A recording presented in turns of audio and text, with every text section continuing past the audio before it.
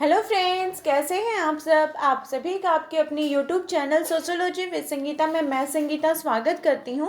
और इस चैनल के माध्यम से हम लोग सोशियोलॉजी के कम्पिटिटिव एग्जाम की प्रिपरेशन करते हैं। अभी जो हमारे क्लासेस चल रहे हैं उसमें हम लोग झारखंड लेडीज सुपरवाइजर का सोशियोलॉजी का क्लास को उसके unit wise topic wise cover कर रहे हैं। क्लास को स्टार्ट करने से पहले मेरी तरफ से आप सभी को नवरात्रि की बहुत बहुत शुभकामनाएं। माँ दुर्गा की कृपा आप सभी के ऊपर बनी रहे और आपकी मनोकामना को माँ दुर्गा जरूर पूर्ण करे। और देखिए, अभी जो हमारे क्लासेस चल रहे हैं इसके अंतर्गत हम लोग प्रमुख सामाजिक संस्थाओं को देख रहे हैं। तो कल के क्लास में हम लोगों ने परिवार से रिलेटेड एमसीक्यू को देखा था, प्रीवियस ईयर क्वेश्चन को देखा था। आज के क्लास में हम लोग देखेंगे विवाह और धर्म से रिलेटेड क्वेश्चन की किस प्रकार के क्वेश्चन जो है वो एग्जाम में पूछे जाते हैं। तो चलिए क्लास को स्टार्ट करते हैं। देखिए कि हमारा आज का जो पहला क्वेश्चन है वो यह पूछा जा रहा है कि निम्नांकित भारतीय समाजशास्त्रियों में किसने विवाह और परिवार का सघन अध्ययन किया था। तो सघन अध्ययन विवाह और परिवार के संदर्भ में अगर बोला जाएगा तो ये किनके द्वारा किया गया था, के.एम. करपारिया जी के द्वारा। और जी.एस. घुरिया ने जाति व्यवस्था के संदर्भ में अध्ययन किया था। तो उन के.एम. करपारिया ने विवाह और परिवार का अध्ययन किया था।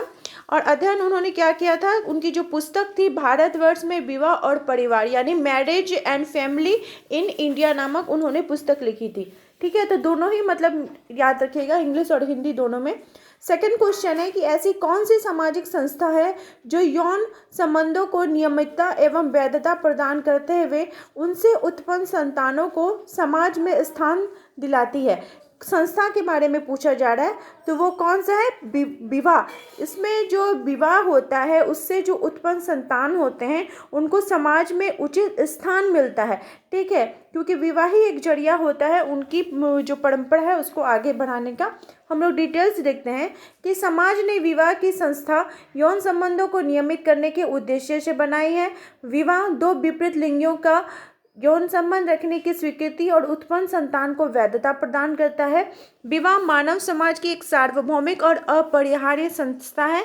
विवाह की संस्था आदिम से लेकर आधुनिक तक सभी समाजों में हमें देखने को मिलती है, लेकिन जो अलग अलग समाज है उसमें जो विवाह का स्वरूप है वो भिन्न भिन्न है। आपको वहाँ पे भिन्नता देखने की मिलेगी, वहाँ के सांस्कृतिक भिन्नता देखने को मिलेगी। ये देखिए बहुत इंपॉर्टेंट क्वेश्चन है कि किस विद्वान ने 250 समाजों का अध्ययन करके विवाह के उद्देश्यों को मतलब उसको बताया है, स्पष्ट किया है। तो 250 समाज का अध्ययन किनके द्वारा किया गया है, तो मर्डॉक जी के द्वारा। उन्होंने जो 250 समाजों का अध्ययन किया और अध्ययन के आधार पे वो विवाह के 3 उद्देश्य बताते हैं। पहला यौन संतुष्टि, दूसरा आर्थिक सहयोग एवं तीसरा हो गया संतानों का समाजीकरण। ठीक है, कि व्यक्ति जो विवाह होता है उससे जो उत्पन्न संतान होते हैं उनका समाजीकरण एवं पालन पोषण कहाँ पे होता है, तो परिवार के अंतर्गत होता है, विवाह नामक संस्था के अंतर्गत होता है। फोर्थ क्वेश्चन पूछा जा रहा है कि किसी समाज में विवाह का जो स्वरूप है अंततः निश्चित होता है। तो कैसा निश्चित होता है, कोई भी समाज होता है जो उसमें विवाह का स्वरूप किस प्रकार का होता है, जनसंख्या में लिंगों का अनुपात द्वारा, धर्म द्वारा, कानून द्वारा या सरकार द्वारा। तो सामाजिक संगठन और उसके स्थायित्व के लिए यह आवश्यक है कि स्त्री और पुरुषों की संख्या में समानता हो। यदि पुरुषों की संख्या कम होगी और स्त्रियों की संख्या अधिक होगी तो पुरुष वर्ग का महत्व बढ़ जाएगा। समाज में बहुपत्नी विवाह की पद्धति कार्यशील रहेगी। इसके विपरीत यदि पुरुषों की संख्या अधिक है और स्त्रियों की संख्या कम है तो बहुपति विवाह प्रचलित हो जाएगा। एक संतुलित समाज के लिए यह आवश्यक है कि स्त्री और पुरुषों की जो संख्या है उसमें समान अनुपात हो। तो अगर 2011 की जनगणना देखी जाए तो भारत का जो लिंग अनुपात है वो 1000 पुरुषों में 943 इसमें महिलाएं हैं। लेकिन अगर सर्वाधिक लिंग अनुपात की बात की जाए तो केरल में 1000 पुरुषों में 1084 जो है 1084 महिलाएं हैं और न्यूनतम आपका 879 हरियाणा में। उत्तर प्रदेश में लिंग का अनुपात जो है वो 1000 में आपका 912 है और उत्तर प्रदेश में लिंग अनुपात सबसे ज़्यादा जौनपुर जिला में यहाँ पे देखने को मिलता है। नेक्स्ट क्वेश्चन है कि किसने विवाह को बच्चों के प्रजनन एवं रख रखाव हेतु आवश्यक समझा या एक समझौता माना। ये कथन है, इस प्रकार के कथन आपके पूछे जा सकते हैं। तो ये जो कथन ये मेलिनोवस्की जी का है। मेलिनोवस्की जी ने बताया है कि जो विवाह है यह बच्चों के प्रजनन एवं देखभाल हेतु एक समझौता है।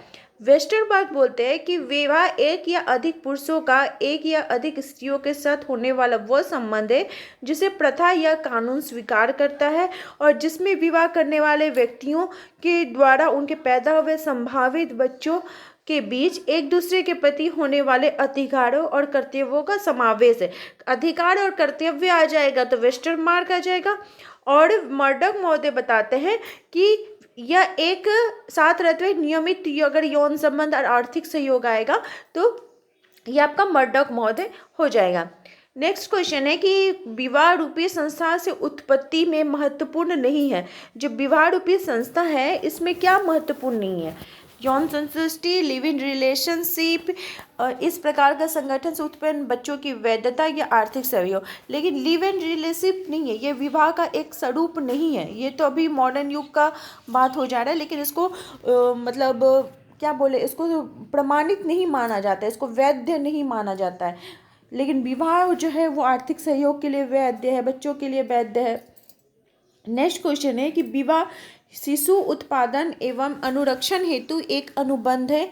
यह परिभाषा किसके द्वारा दी गई है? तो विवाह जो है यह शिशु उत्पादन एवं अनुरक्षण हेतु अनुबंध, ये जो परिभाषा है यह मेलिनोवस्की जी के द्वारा दी गई है। उन्होंने बताया है कि जो विवाह का स्वरूप है, जो विवाह होती है इसमें शिशु उत्पादन एवं अनुरक्षण का एक उपबंध इसको माना जाता है। जैसे marriage is a contract of the production and maintenance of children. Next question है कि विवाह बीमार आत्माओं के लिए एक अस्पताल है। ठीक है, बीमार आत्माओं के लिए अस्पताल की बात किसके द्वारा बोली गई है? तो इस प्रकार के जो कथन है आपसे पूछे जाएंगे। आपको तो एकदम नॉर्मल क्वेश्चन नहीं दिया जाएगा ना, इसी प्रकार के आपके कथन जो रहेंगे वो रिलेटेड रहेंगे। आपसे नहीं पूछा जाएगा कि विवाह कितने प्रकार के होते हैं, परिवार कितने प्रकार के होते हैं, इसके अंदर डिटेल्स में आपको पूछा जाएगा। नेक्स्ट क्वेश्चन है, ये किसने कहा है कि विवाह नातेदारी का स्रोत है? तो विवाह जो है यानी marriage is the fountain head of kinship, ये जो कथन है ये मेलिनोवस्की जी का द्वारा बोला गया है। ठीक है, नातेदारी का स्रोत किसने माना है? तो मेलिनोवस्की जी ने इसे नातेदारी का स्रोत माना है। ये क्वेश्चन आपका जीआईसी परीक्षा 2017 में पूछी गई है। नेक्स्ट क्वेश्चन है कि विवाह स्वयं में एक संस्था है, प्रथा नहीं है। यह कथन किसका है? तो विवाह जो है ये स्वयं में एक संस्था है, प्रथा नहीं है। ये मिकाइवर एवं पेज जी के द्वारा बोला गया है कि विवाह क्या है? एक संस्था है, बल्कि प्रथा नहीं है, कोई प्रथा नहीं है बल्कि एक संस्था है। तो मिकाइवर एवं पेज जी कहते हैं कि जो विवाह है ये स्वयं में एक संस्था है, ना कि प्रथा है। संस्थाओं में बाहरी चिन्ह होते हैं। जब हम संस्थाओं की बात करते हैं तो हम नियंत्रण की प्रणाली के बारे में सोचते हैं, जो कि किस पर आधारित होती है? तो व्यक्तिगत संबंधों पर आधारित होती है। हमारा नेक्स्ट क्वेश्चन है कि एक विवाह है, रहा है और रहेगा, केवल सही प्रकार का है। ये जो कथन है ये किनके द्वारा बोला गया है? तो ये जो कथन है ये मेलिनोवस्की जी के द्वारा बोला गया है। मेलिनोवस्की ने वेस्टरमार्क का समर्थन करते हुए लिखा है कि एक विवाह है, रहा है और रहेगा, केवल एक सही विवाह का प्रकार, अर्थात एक विवाह ही विवाह का एकमात्र सही रूप है, रहा है और हमेशा रहेगा एक विवाह। ठीक है, नेक्स्ट क्वेश्चन है कि विवाह का उद्गम परिवार में है, न कि परिवार का विवाह में। यह कथन किनके द्वारा दिया गया है? यानी विवाह का जो उद्गम हो रहा है वो कहाँ पे होता है? वो ना कि परिवार में होता है, ना कि परिवार का विवाह में। ये कथन है वेस्टरमार्क जी के द्वारा बोला गया है कि जो विवाह की जड़ें या उद्गम है वो परिवार में है, ना कि परिवार के विवाह में। देखिए कितने सारे कथन इसमें आए हैं। नेक्स्ट है कि विवाह नियमित यौन संबंधों से कुछ अधिक है। तो ये किसका कथन है? वेस्टरमार्क का कथन है कि marriage is more than regular sex relation 6। ठीक है, ये जो इस प्रकार के ही क्वेश्चंस जो है आपके एग्जाम में पूछे जाएंगे। नेक्स्ट क्वेश्चन है कि विवाह का समाजशास्त्रीय संदर्भ केंद्रित रहता है। तो विवाह का जो समाजशास्त्रीय संदर्भ है ये किस पर केंद्रित रहता है? भूमिकाओं की व्यवस्था पर, शिशु पालन की प्रक्रिया पर, संस्कारों एवं समारोह पर, पुरुषों एवं स्त्रियों के मध्य यौन संबंधों पर। तो विवाह का जो समाजशास्त्रीय संदर्भ है ये भूमिकाओं की व्यवस्था पर केंद्रित रहता है। विवाह का समाजशास्त्रीय संदर्भ भूमिका की व्यवस्था पर केंद्रित रहता है, जिसमें जो संतति के जन्म से जुड़ी संस्थाओं में विवाह एक महत्वपूर्ण संस्था है। विवाह के माध्यम से नए संबंधों की स्थापना होती है और संबंधों के माध्यम से भूमिकाओं का पालन होता है। हमारा नेक्स्ट क्वेश्चन है कि समाजशास्त्रीय परिप्रेक्ष्य के अनुसार विवाह का अध्ययन इस प्रकार आधारित है। तो विवाह का जो अध्ययन है हम किस प्रकार से कर सकते हैं? कर्मकांड एवं संस्कार पर, पुरुष एवं स्त्री के बीच यौन संबंध पर, शिशु पालन की प्रक्रिया पर या भूमिकाओं की व्यवस्था पर।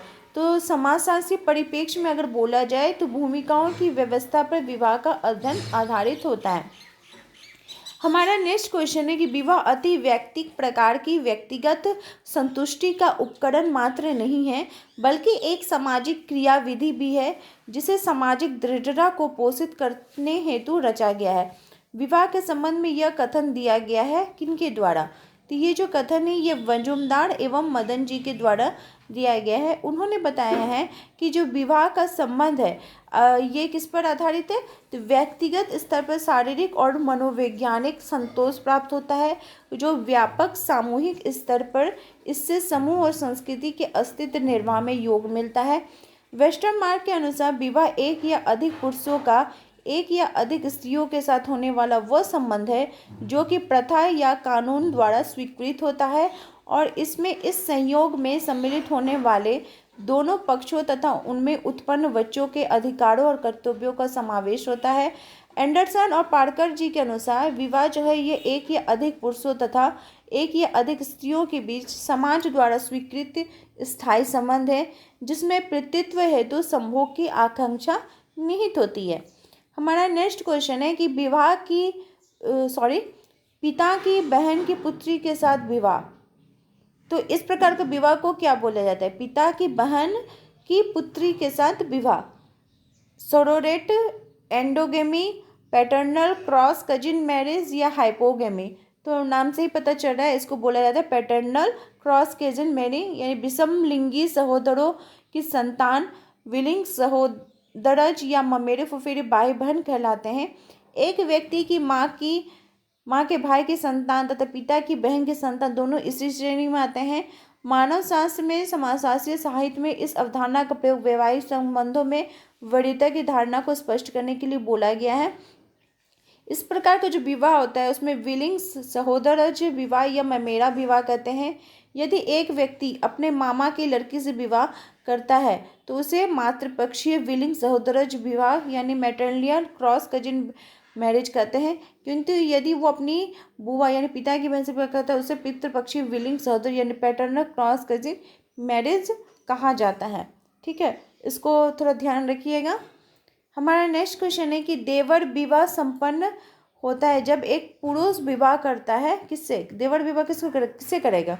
अपनी मित्र पत्नी की बहन से या उच्च जाति की स्त्री से, निम्न जाति या अपने मित्र भाई की विधवा से। तो आपको पता ही होगा किसका इसका राइट आंसर हो जाएगा अपने मित्र भाई की विधवा से जब वो विवाह होता है तो उसको देवर विवाह कहा जाता है। पतिभ्राता विवाह यानी लेवीडेट एक प्रथा है जिसके अनुसार एक विधवा अपने पति के भाई भी किसी भी एक भाई के साथ विवाह करती है। विभिन्न समाजों में इस प्रकार का जो विवाह का स्वरूप होता है इसके साथ जुड़े हुए दायित्व में भिन्नता हो सकती है। यदि विधवा पति के बड़े भाई से विवाह करती है तो वो ज्येष्ठ विवाह कहलाता है। इसके विपरीत पति के छोटे भाई से तो उसको देवर विवाह या भाभी विवाह भी कहा जाता है। लेवीडेट किसके प्रथा के अंतर्गत आता है? लेवीडेट प्रथा के अंतर्गत। तो फिर उसी प्रकार सबसे क्वेश्चन पूछा जाएगा कि लेवीडेट विवाह क्या होता है। नाम से पता चल रहा है कि बहुत कोई हाई फाई बहुत ही कोई कठिन चीज़ होगा, लेकिन वैसा कुछ नहीं है। ये है आपका दिवंगत पति के भाई के साथ जो विवाह होता है उसको लेवीडेट प्रथा बोला जाता है। ठीक है, इसको याद रखिएगा कि लेवीडेट से बोध होता है। तो लेवीडेट से क्या बोध होता है कि मृत पति के भाई तथा उसकी विधवा स्त्री से जो विवाह होता है उसको लेवीडेट मैरिज बोला जाता है। और ये क्वेश्चन आता भी है एग्जाम में। हमारा नेक्स्ट क्वेश्चन है कि देवर विवाह तथा साली विवाह उदाहरण है किसका? भातृक बहुपति प्रथा का, अधिमान्य विवाह के, विनिमय के प्रकार के या निषेध विवाह के। तो देवर विवाह और साली विवाह जो है ये किसका उदाहरण हो गया आपका? कि किसको बोला जाएगा कि देवर विवाह? तो इसमें जरूर जो भाभी के साथ विवाह होगा तो ये अधिमान्य विवाह है कि जब किसी व्यक्ति को अन्य किसी व्यक्ति से विवाह करने का विशेष अधिकार होता है तो उसे अधिमान्य विवाह कहा जाता है। इस प्रकार के विवाह मामले में यह विवाह साथी चुनने के संबंध में कुछ व्यक्तियों को यह अधिमान्यता या प्रमुखता दी जाती है, जो प्रमुखता 4 प्रकार के होते हैं: ममेरे फुफेरे भाई बहनों का विवाह, चचेरे मौसेरे भाई बहनों का विवाह, पति भ्राता विवाह और पत्नी भगिनी विवाह। जब एक विधवा स्त्री अपने पति के भाई के साथ विवाह करती है तो इसे पति भ्राता विवाह कहा जाता है, जिसको लेवीडेट बोला जा रहा है। इसके 2 स्वरूप होते हैं, एक तो देवर विवाह हो गया और एक ज्येष्ठ विवाह। और जब एक विधवा स्त्री अपनी पति की मृत्यु के पश्चात मृत पति के छोटे भाई से विवाह करती है तो वो क्या हो जाएगा, देवर विवाह कहा जाएगा। और जब मृत पति के बड़े भाई से विवाह करेगी तो वो ज्येष्ठ विवाह कहलाया जाएगा। पत्नी भगनी विवाह में पुरुष अपनी पत्नी की बहन से विवाह करता है, ठीक है। इस प्रकार का जो विवाह होता है उसके 2 स्वरूप होते हैं, सीमित साली विवाह तथा समकालीन साली विवाह। सीमित साली विवाह में पत्नी की मृत्यु के पश्चात ही साली से विवाह किया जाता है, जबकि समकालीन साली विवाह में पुरुष एक परिवार की सबसे बड़ी बहन के सिवा विवाह करता है। फिर अब आ गया सोरोरेट विवाह किसको बोला जाता है। सोरोरेट का मतलब क्या होता है, तो देखिए ये मृत पत्नी की बहन तथा विदुर पुरुषों के बीच होता है। लैटिन भाषा में हम देखा जाए तो सोरोर का अर्थ होता है बहन, ठीक है। सोरोरेट उस प्रथा को कहते हैं जिसके अनुसार पत्नी की जो मृत्यु हो जाती है तो उसका जो पति है वो उस पत्नी के ही मतलब अपनी पत्नी की जो छोटी बहन है उससे विवाह करता है, तो उसको बोला जाएगा सोरोरेट। और जो मृत पति के भाई से विवाह होगा उसको बोला जाएगा लेवीडेट। तो ये दोनों के बीच आपको अंतर को याद रखना होगा, ठीक है। विवाह का किस प्रकार का स्वरूप जो है वो विश्व में कहीं नहीं पाया जाता है। कौन सा विवाह जो कहीं भी आपको देखने को नहीं मिलेगा, तो एक विवाह बहुपत्नी बहुपति, तो समूह विवाह आपको कहीं भी देखने को मिलेगा। जब पुरुषों का एक समूह स्त्रियों के एक समूह के साथ विवाह करता है तो समस्त पुरुष समस्त स्त्रियों के समान रूप से पति माने जाते हैं, तो इसे समूह विवाह कहते हैं। तो उद्विकासवादियों का मान्यता है कि विवाह का जो यह स्वरूप है संभवतः परिवार एवं समाज की प्रारंभिक अवस्था में कभी विद्यमान रहा होगा, हो सकता रहा होगा। इसके साक्ष्य मानव समाज में कहीं नहीं मिलते हैं। और मार्गन तथा एंजल्स महोदय ने भी बताया है कि जो समूह विवाह है वो परिवार का मूल एवं प्रारंभिक स्वरूप हो सकता है, इसको माना जा सकता है, ठीक है। लेकिन अभी का जो समाज है या अभी का हम बात करें तो इस प्रकार का आपको कहीं भी देखने को ये चीज़ नहीं मिलेगा। हमारा नेक्स्ट क्वेश्चन है कि विवाह का वह स्वरूप जिसमें एक व्यक्ति कई स्त्रियों से विवाह करता है उसको क्या कहा जाएगा। मतलब एक व्यक्ति है और वो कई स्त्रियों के साथ विवाह कहा करेगा तो उसको क्या बोला जाएगा, बहुपत्नी विवाह। बहुपत्नी विवाह को पॉलीगेमी बोला जाता है, ठीक है। इसको याद रखिएगा कि जब उसमें एक से अधिक पत्नियों के साथ उसका विवाह होता है तो उसको पॉलीगेमी कहा जाता है। और ऐसा जो विवाह वो प्राय आपको मुस्लिम देशों में देखने को मिलेगा, भारत में भी देखने को मिलता है। तो भारत में मान्यता जो रहती है इसमें क्या हो गया कि एक स्त्री एक समय में एकाधिक पति होने की प्रथा बहुपति विवाह कहलाता है। जब पत्नी जो होती है वो एक और पति अनेक कि यह प्रथा भारत के उत्तर प्रदेश में जौनसार बावर जो जनजाति है उसमें खस जनजाति, दक्षिण की नीलगिरी पर्वत में निवास करने वाले टोडा जनजाति, ये दोनों में ही आपको मेनली देखने को मिलेगा। ये दोनों पैतृक समाज है। और केरल के जो मातृक व्यवस्था वाले नायर लोग भी है उसमें भी बहुपति प्रथा देखने को मिलती है। तो विवाह का ये विशिष्ट स्वरूप भातृक बहुपत्नी के नाम से जाना जाता है, जिसमें एक स्त्री से विवाह करने वाले सभी व्यक्ति आपस में भाई होते हैं। जैसे देखिए पांडव जो महाभारत का टाइम था ना उसमें पांडवों का विवाह द्रौपदी के साथ हुआ था, तो इसी प्रकार का विवाह के अंतर्गत आएगा। और इसमें कभी कभी क्या होता है कि एक ही गांव के कुछ व्यक्ति मिलकर जब किसी स्त्री का वर्ण करते हैं तब वो अभातृक बहुपति विवाह कहलाता है। अभातृक बहुपति प्रथा में पत्नी के जो मतलब और भी जो पति होते हैं उनके भाई होते हैं उनके साथ शादी होता है। तो भारत का जो जौनसार बावर और खस जनजाति है उसमें किस प्रकार का आपको विवाह देखने को मिलेगा, तो वहाँ पे क्या होता है बहुपति विवाह देखने को मतलब महिला एक ही रहेगी लेकिन उसके बहुत सारे पति रह सकते हैं। ये कहाँ पे, जौनसार बावर और खस जनजाति में। तो फिर वही है कि बहुपति विवाह का अर्थ क्या है, बहुपति विवाह किसको कहा जाएगा। तो जब एक समय में एक स्त्री एक से अधिक पुरुषों के साथ विवाह करती है तो उसको बहुपति विवाह कहा जाता है, ठीक है। हमारा नेक्स्ट क्वेश्चन है कि जब एक स्त्री एक समय में एक से अधिक पति हो तो उसे क्या कहा जाता है? अंतर्विवाह, बहुविवाह, समूह विवाह या बहुपति विवाह। जब एक समय में एक स्त्री एक से अधिक पति हो तो उसको बहुपति विवाह कहा जाता है। ठीक है, ये इस प्रकार के ही आपको क्वेश्चन जो है वो पूछे जाते हैं। फिर आपको इस प्रकार से भी पूछ सकता है कि द्रौपदी का पांडवों से जो विवाह था वो उस विवाह का कौन सा उदाहरण था? तो वो भातृक बहुपति था, क्योंकि सभी क्या थे? आपस में भाई थे। हमारा नेक्स्ट क्वेश्चन है कि उत्तर प्रदेश के बुलंदशहर जिले के गुर्जरों में प्रचलित बहुपति विवाह का अध्ययन किसने किया था? तो विलियम क्रूक ने इसका अध्ययन किया था। विलियम क्रूक ने अपनी पुस्तक the tribes and caste of the north western India में उत्तर प्रदेश के बुलंदशहर जिले के गुर्जरों में बहुपति प्रथा का उन्होंने उल्लेख किया है। वहाँ के शासकों से हुई बातचीत के आधार पर क्रूक ने गुर्जर समाज के भाइयों के बीच बहुपत्नी साझा का एक उदाहरण दिया और उन्होंने लिखा कि लड़की का जो विवाह है वह सामान्यतः सबसे बड़े भाई से होता था, जो बूढ़ा ना हो, और उन दोनों के बच्चे भी उसी के माने जाते थे। जब ठीक है, फिर देखिए इस प्रकार से आपको जो है वो मिलान करने के लिए दिया हुआ रहेगा, तो आपको क्वेश्चन को पढ़ना होगा कि निकटाभिगमन निषेध सार्वभौमिक रूप से माने जाते हैं या निकटाभिगमन निषेध का कारण निकट संबंधियों के बीच यौन संबंधों के लिए प्राकृतिक अरुचि का होना है। तो इसमें कौन सा सही है कौन सा गलत है? तो ए सही और आर गलत है। इसका हम लोग डिटेल्स देख लेते हैं कि निकटाभिगमन निषेध यानी इंसेस्ट टैबू लगभग सार्वभौमिक रूप से पाए जाते हैं, सभी जगह पाए जाते हैं। तो इसके अनुसार जो निकट संबंधियों में विवाह एवं यौन संबंध वर्जित होता है, पता ना कि हम लोग के निकट संबंधी में विवाह नहीं होता है, तो उसके बारे में है।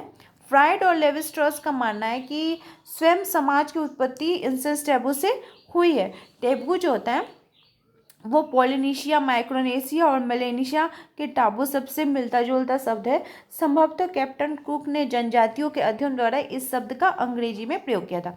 तो इतना देर तो हम लोगों ने देखा था विवाह के संदर्भ में प्रमुख सामाजिक संस्थाओं के अंतर्गत। अब हम लोग देखेंगे धर्म से रिलेटेड क्वेश्चन कि किस प्रकार से धर्म से रिलेटेड क्वेश्चन जो वो एग्जाम में पूछे जाते हैं। तो धर्म केवल सुनने अथवा मान लेने की चीज नहीं है। जब समस्त मन प्राण विश्वास एक हो जाए तब उसे धर्म कहा जाता है। तो ये किसका कथन है? ये स्वामी विवेकानंद जी ने हिंदू धर्म की प्रकृति को अधिक स्पष्ट करते हुए बताया कि अन्य धर्मों से भिन्न हिंदू धर्म भिन्न भिन्न प्रकार के मतांतरों पर आधारित विश्वास से संबंधित नहीं है, वरन हिंदू धर्म में प्रत्यक्ष अनुभूति अथवा साक्षात्कार का धर्म है। हिंदू धर्म में आध्यात्मिकता का एक जातीय भाव निहित है।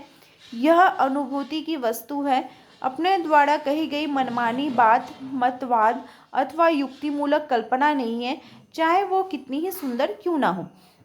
बात किया जा रहा है कि जो धर्म है केवल सुन लेने या मान लेने की चीज़ नहीं है, बल्कि समस्त मन प्राण से जिस चीज़ को हम फॉलो करते हैं उसको धर्म बोला जाता है। जैसे व्यक्ति जितना निस्वार्थी और कर्तव्य परायण है उतना ही अधिक आध्यात्मिक और शिव के समीप है।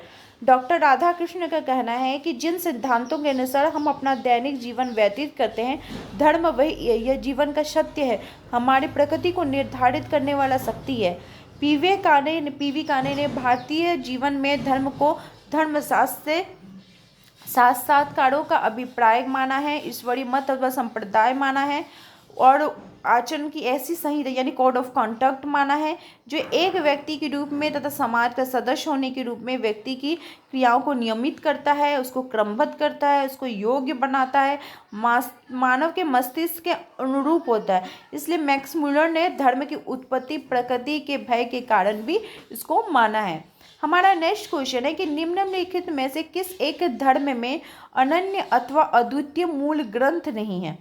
ठीक है, तो यहूदी धर्म, हिंदू धर्म, ईसाई धर्म, इस्लाम धर्म। तो हिंदू धर्म जो है वो जड़ नहीं है, यह जन्म किसी देवदूत की घोषणा के फलस्वरूप नहीं हुआ है। वैदिक काल के पहले दर्शन का विकास हुआ है। ऋग्वेद के रचनाकार विद्वानों ने प्रकृति को नियमबद्ध माना है, उन्होंने प्रकृति की नियमबद्धता का नाम ऋत रखा है। प्रकृति के तत्वों का धर्म नियमबद्ध है, इसी से प्रेरित होकर पूर्वजों ने आचरण शास्त्र गढ़ा है जिसे सनातन धर्म कहा गया है। हिंदू धर्म पर किसी धर्म का बोझ नहीं है, वे कोई भी विचार अपना सकते हैं, अतः हिंदू धर्म में अनन्य तथा अद्वितीय मूल ग्रंथ नहीं है। नेक्स्ट क्वेश्चन है कि धर्म आध्यात्मिक शक्ति में विश्वास है, यह किसने कहा है?